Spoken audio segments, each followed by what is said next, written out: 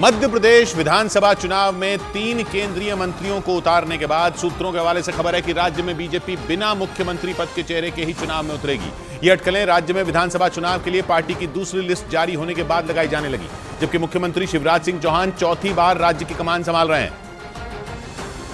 क्योंकि 39 उम्मीदवारों की दूसरी लिस्ट में पार्टी ने 7 सांसदों को टिकट दिया, जिनमें 3 तो केंद्रीय मंत्री हैं, जिसके बाद मध्य प्रदेश में बीजेपी के मुख्यमंत्री पद के उम्मीदवार पर सस्पेंस बढ़ गया और अब सूत्रों ने खबर दी कि मध्य प्रदेश में बीजेपी बिना सीएम पद के चेहरे के चुनाव में उतरेगी, जिसके लिए पार्टी 2017 के यूपी मॉडल और 2014 के हरियाणा मॉडल पर काम कर रही है। क्योंकि 2017 में बीजेपी उत्तर प्रदेश में मुख्यमंत्री के चेहरे के बिना उतरी थी और 2014 में हरियाणा में भी वही हुआ था और इन दोनों राज्यों में बिना सीएम के चेहरे के पार्टी सत्ता में आ गई थी। पार्टी नेताओं ने भी मध्य प्रदेश में बीजेपी के सीएम उम्मीदवार पर यही संकेत दी। हमारे यहाँ मुख्यमंत्री पद की दौड़ में कोई नहीं है। सूत्र बता रहे हैं कि पार्टी ने टिकट बंटवारे का जो तरीका अपनाया उससे ये संकेत दिया गया कि इस बार बीजेपी किसी एक चेहरे पर नहीं बल्कि सामूहिक नेतृत्व पर भरोसा करेगी। और चुनाव से पहले हुई कैबिनेट की आखिरी बैठक में शिवराज सिंह चौहान के भाषण पर कांग्रेस ने तंज कसा। शिवराज सिंह चौहान 4 बार मध्य प्रदेश के मुख्यमंत्री रह चुके हैं, लेकिन सूत्र बता रहे हैं कि इस बार बीजेपी ने मध्य प्रदेश में कुछ अलग प्लान बनाया और मध्य प्रदेश में नया मॉडल लेकर आई।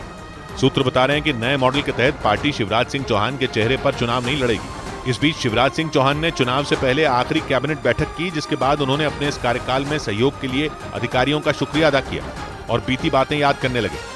कई दिनों तक एक ही मंत्री था, मुख्यमंत्री, फिर पूरा मंत्रिमंडल समाहित था। शिवराज का ये भाषण सुनते ही कांग्रेस ने उन पर तंज कस दिया। ये विदाई का धन्यवाद है।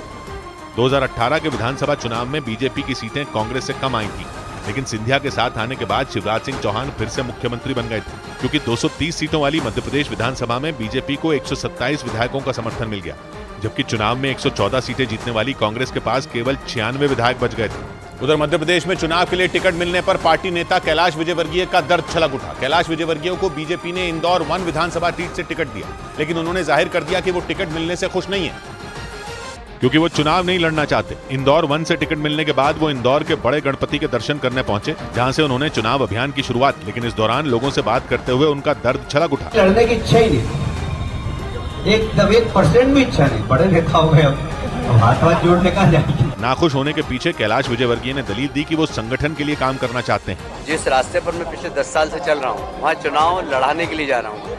मध्य प्रदेश की 230 विधानसभा सीटों में बीजेपी 78 पर अपने उम्मीदवारों की घोषणा कर चुकी है और सूत्र बता रहे हैं कि बाकी की सीटों पर 30 से 40% मौजूदा विधायकों के टिकट कट सकते हैं। लेकिन इस बीच कैलाश विजयवर्गीय ने टिकट मिलने पर दुख जताकर एक नई सियासी बहस छेड़ दी, क्योंकि उनकी केवल इंदौर 1 विधानसभा सीट ही नहीं बल्कि इंदौर की सभी 9 सीटों पर अच्छी पकड़ मानी जाती है। वैसे सूत्र बताते हैं कि कैलाश विजयवर्गीय ने 2018 में ही चुनाव लड़ने से इनकार कर दिया था।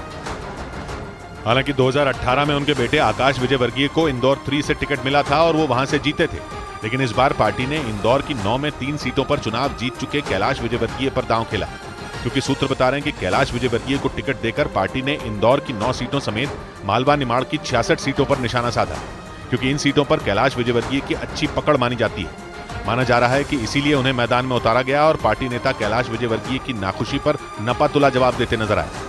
हमारी अपनी इच्छाएं थोड़ी होती हैं, पीड़ा मत कहो उसे यार, विषय कहो।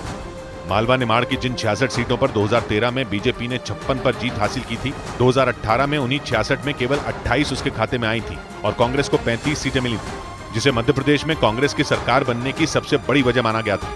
इस बीच मध्य प्रदेश विधानसभा में नेता प्रतिपक्ष गोविंद सिंह ने दावा किया कि बीजेपी के कई नेता कांग्रेस के संपर्क में हैं। कांग्रेस ने गोविंद सिंह की अगुवाई में जन आक्रोश यात्रा निकाली, जो ग्वालियर पहुंची और कांग्रेस कार्यकर्ता सड़क पर शक्ति प्रदर्शन करते नजर आए।